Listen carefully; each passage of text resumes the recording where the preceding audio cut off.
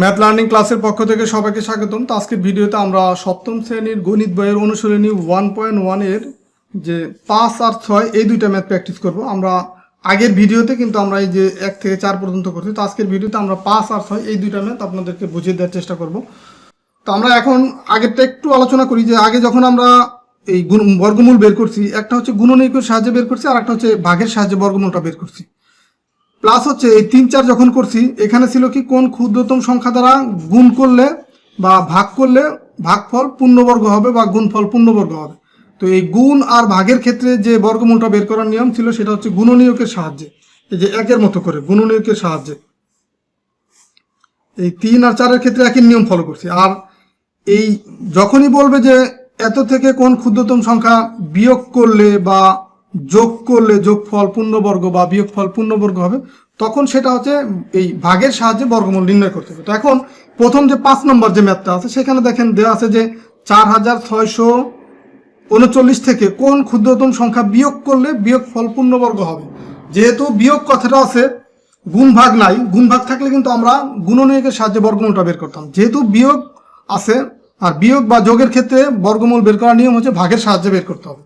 তার মানে এই 4639 যে সংখ্যাটা আছে এটাকে ভাগের নিয়মে আপনাকে পূর্ণবর্গ সংখ্যা বের করতে হবে।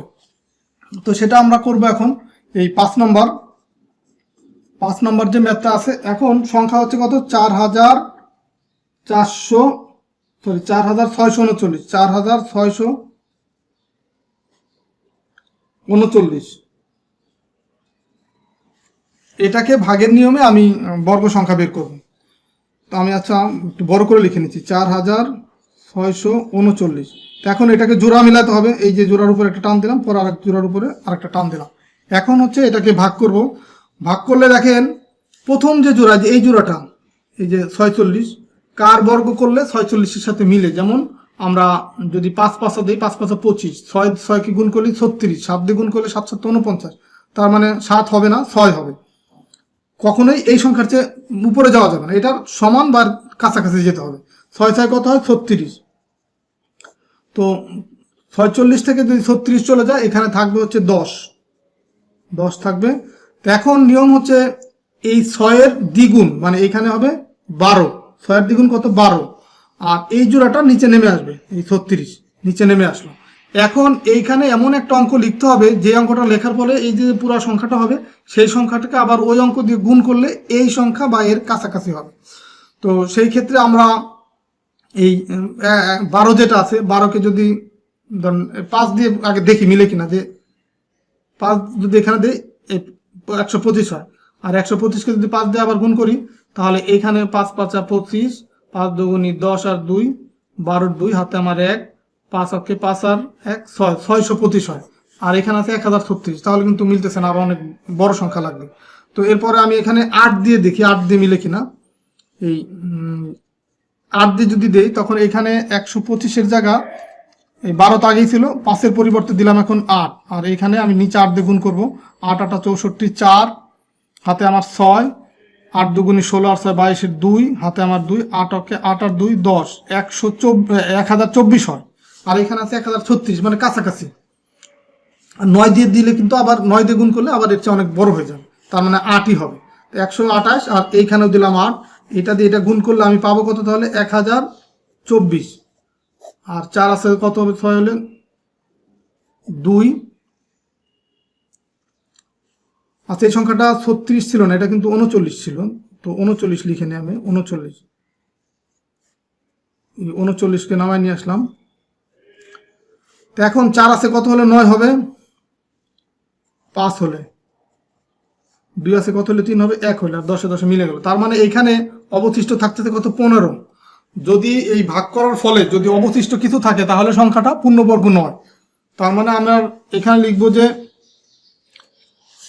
এখানে কিছু লিখতে হবে, যে এখানে 4639 এর বর্গমূল ভাগের সাহায্যে নির্ণয় করতে গিয়ে, তো এর বর্গমূল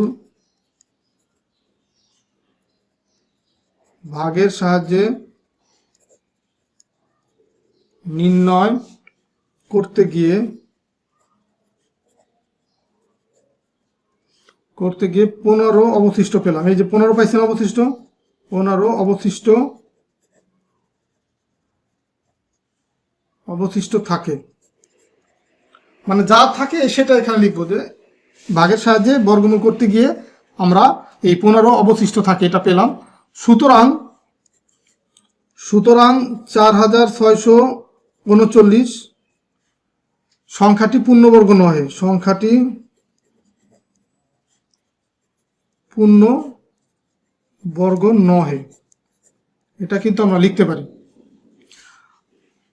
তো পূর্ণবর্গ নহে, আর অবশিষ্ট কত থাকে 15। তো এখন দেখেন এই 15টা যদি এই 4639 থেকে 15 যদি কম হতো তখন কিন্তু এখানে মিলে যেত, এই 1024 এখানেও কিন্তু এই 39-এর পরিবর্তে 4624 থাকতো যদি 15টা বাদ দিতাম। তার মানে আমাকে বলছে যে এই 4639 থেকে কোন ক্ষুদ্রতম সংখ্যা বিয়োগ করলে পূর্ণবর্গ হবে। তো এই 15 বিয়োগ করলেই তো পূর্ণবর্গ হয়ে যাচ্ছে। তো আমি তাহলে এখন লিখবো যে সংখ্যাটি থেকে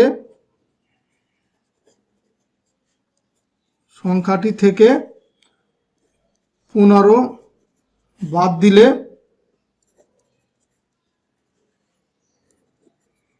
পূর্ণবর্গ সংখ্যা হবে, এটাই হচ্ছে অ্যান্সার। তো আপনাদের যদি একটু লেখা বেশি মনে হয়, এই যে এই 2 লাইন না লিখে যদি ডাইরেক্ট লেখেন যে যেহেতু ভাগশেষ পাওয়া গেছে সুতরাং এটা সংখ্যাটি পূর্ণবর্গ নহে, আর ভাগশেষ যেটা পাওয়া গেছে সংখ্যাটি থেকে 15 বাদ দিলে সেটা পূর্ণবর্গ হবে, এইটুকু দিলেও হবে। কিন্তু যে এটুকু যদি লেখেন শুধু উপরেরটুকু না লেখেন তাও হবে। যেহেতু ভাগফল কিছু পাওয়া গেছে এখানে অবশিষ্ট, তার মানে এটা পূর্ণবর্গ নয়, আর পূর্ণবর্গ নয় মানে ভাগফল যেটা পাওয়া গেছে সেটা যদি আমি মূল সংখ্যা থেকে বাদ দিই তাহলে সংখ্যাটি পূর্ণবর্গ হবে, এটাই কিন্তু অ্যান্সার। যে কত বাদ দিলে 15 বাদ দিলে, এটা হচ্ছে এই যে এই ম্যাথের অ্যান্সার। নির্ণয় ক্ষুদ্রতম সংখ্যা হচ্ছে 15। তো এখন হচ্ছে 6 নম্বর যে ম্যাথটা আছে সেটা বলছে কত যোগ করলে, যে 5605। তো যোগ আর বিয়োগের ক্ষেত্রে দুইটার ক্ষেত্রে ভাগের সাহায্যে বর্গমূলটা বের করতে হবে। তো আমি এখন এই 6 নম্বর ম্যাথের ক্ষেত্রে এটা আবার আমি এটাও ভাগের মতো করি, যে 5605 এটাও আমি এই ভাগের নিয়মেই করতে হবে। তো এই 56 দেখেন 6 6 36, 7 7 49, 8 8 64। তো 8 দিয়ে বর্গ করতে পারবো না যেহেতু 64 হয়ে যায়, তার মানে 7ই দিতে হবে। 7 7 কত হয় 49, তাহলে এখানে থাকে কত 56, 9 আছে কত হলে 15 হবে, 9 হচ্ছে কত হলে 16 হবে, 7 হলে হাতে 1, 4 আর 1 5, 5 5 মিলে গেল। তার মানে এখানে 7 থাকলো, আর সবার আগে যে জোড়াটা মিলাই নিলাম, দেন হচ্ছে এই জোড়াটা এই 7-এর ডবল এখানে লিখবো, 7-এর ডবল কত 14 লিখলাম, আর এই জোড়াটা নামায় আনবো 705 হলো। এখন এই 14-র পরে কোন অঙ্কটা লিখলে এবং লেখার পরে যে সংখ্যাটা পাবো সেটাকে আবার ওই অঙ্ক দিয়ে গুণ করলে এই 705 বা এর কাছাকাছি হবে। তো এটা হচ্ছে 4 দিয়ে যদি আমরা 4 লিখি 144 হয়, আবার যদি সেই 4 দিয়ে আমরা গুণ করি তো সেই 4টা আমি লিখবো এখানে। তো 4 দিয়ে যদি আবার এটাকে গুণ করি তখন আমরা পাবো হচ্ছে 576। এই যে 4 4 16 6, হাতে আমার 1, 4 4 16 আর 1 17, 17 7, হাতে আমার 1, 4 1 4 1 5, 576। এখন ভাগশেষ পাবো এখানে 6 আছে কত হলে 15 হবে, 9 হলে হাতে আমার 1, 7 আর 1 8, 8 আছে কত হলে 10 হবে, 2 হলে হাতে আমার 1, 5 আর 1 6, 6 আছে কত হলে 7 হবে, 1 হলে 129। আর এইখানে যে সংখ্যাটা পাবো সেটা অবশ্যই কিন্তু এটার চেয়ে ছোট হবে। তো দেখেন আগের ম্যাথের ক্ষেত্রে আমরা ভাগফল পাইছিলাম কত 15, আর এটার ক্ষেত্রে ভাগফল পেলাম কত 29। তো যেহেতু ভাগফল পাইছি তার মানে সংখ্যাটি কি পূর্ণবর্গ নয়, এটা আমরা লিখতেই পারি ভাগফল পাওয়া মানে। সুতরাং সংখ্যাটি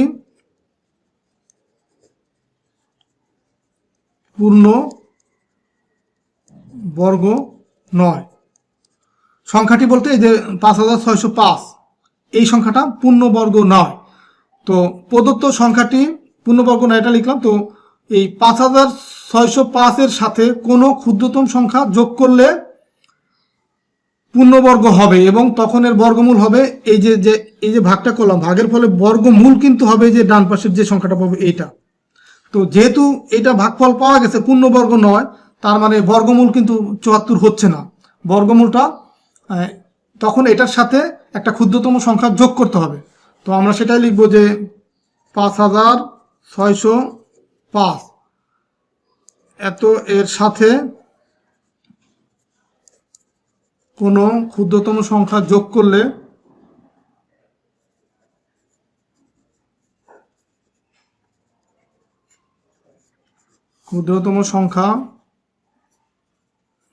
করলে যোগফল হবে যোগফল পূর্ণবর্গ হবে, যোগফল পূর্ণবর্গ হবে এবং এর বর্গমূল হবে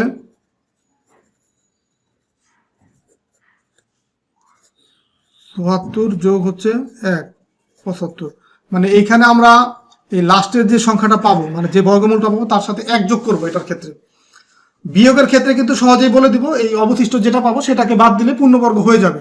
আর যোগের ক্ষেত্রে একটু লিখতে হবে যে অবশিষ্টটা পাবো, সে অবশিষ্টটা পাওয়া মানে হচ্ছে পূর্ণবর্গ না সেটা বুঝলাম, কিন্তু পূর্ণবর্গ হওয়ার জন্য এখানে যে বর্গমূলটা পাবো তার সাথে ১ যোগ করতে হবে। তো যোগ করলাম, ১ যোগ করার ফলে ৭৪ যোগ ১ পেলাম হচ্ছে ৭৫। সুতরাং ৭৫ এর বর্গ কত হবে? ৭৫ এর বর্গ ইকুয়াল কত? ৭৫ গুণ ৭৫। তো এটা আমি পাবো হচ্ছে ৫৬২৫। ৭৫ আর ৭৫ গুণ করলে, এটা আপনার ক্যালকুলেটরের সাহায্যে করে নেবেন বা খাতায় রাফ করে নেবেন। ৭৫ গুণ ৭৫ গুণ করলে কত? ৫৬২৫। আর আমার এই সংখ্যাটা ছিল ৫৬০৫। তো আমার ছিল হচ্ছে ৫৬০৫। আমার দরকার কত? এই ৭৪ সাথে ১ যোগ করার ফলে দরকার হচ্ছে ৫৬২৫। সুতরাং নির্ণয় ক্ষুদ্রতম সংখ্যাটি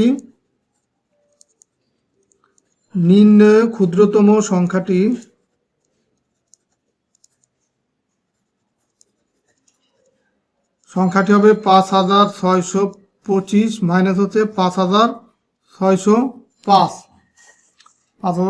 তো এখন আমি এখানে যদি ৫৬২৫ থেকে যদি ৫৬০৫ মাইনাস করি, এখানে পাবো হচ্ছে ২০।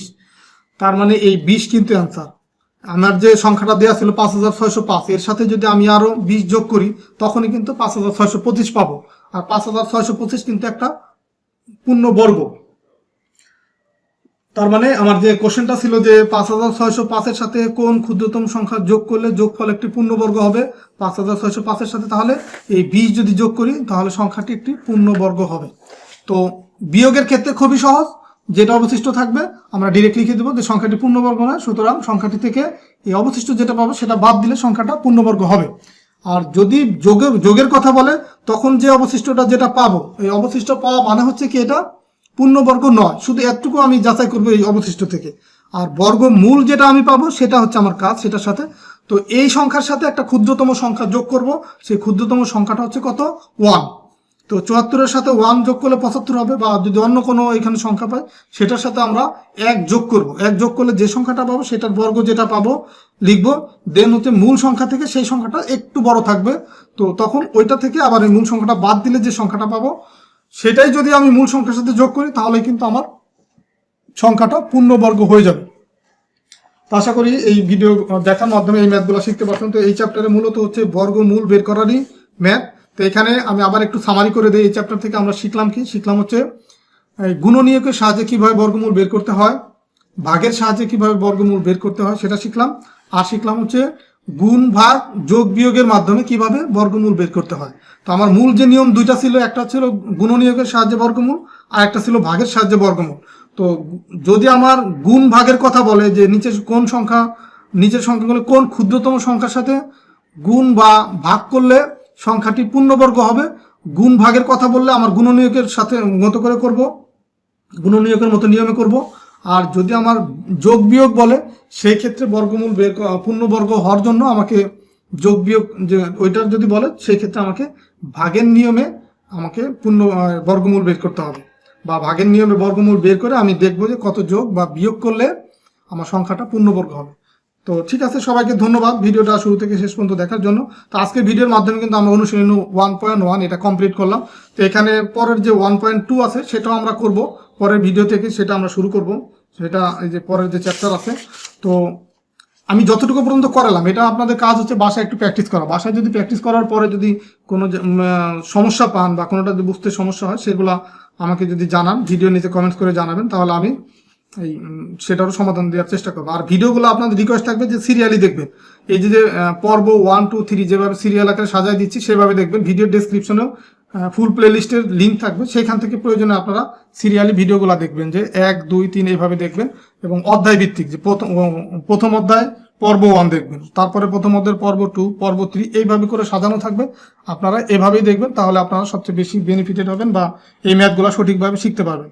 আর আমার এই ভিডিওগুলো যদি ভালো লাগে, তো রিকোয়েস্ট থাকবে সবাই মিনিমাম একটা কমেন্টস করবেন, বা আপনাদের যদি মতামত থাকে সেটাও আপনারা কমেন্টস করে আমাকে অবশ্যই জানাবেন। তাহলে আপনাদের মতামতের ভিত্তিতে ভিডিও কোয়ালিটি আরও ডেভেলপ করার চেষ্টা করব। তো ঠিক আছে, আল্লাহ হাফেজ, দেখা হবে পরবর্তী ভিডিওতে।